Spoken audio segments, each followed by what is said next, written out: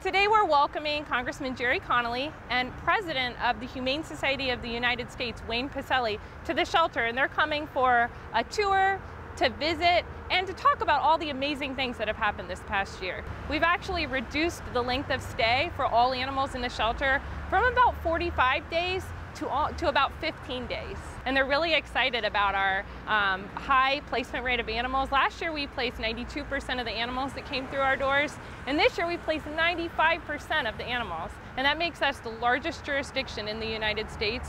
Today's event really shows how much our community supports us. We have many of the Board of Supervisors here. Deputy County Executive Dave Rohr will be here. Chief Rossler will be here. And to have Wayne Pacelle, Congressman Connolly, all just here to support us. And it's so wonderful to have all of these community leaders here to support the work we're doing.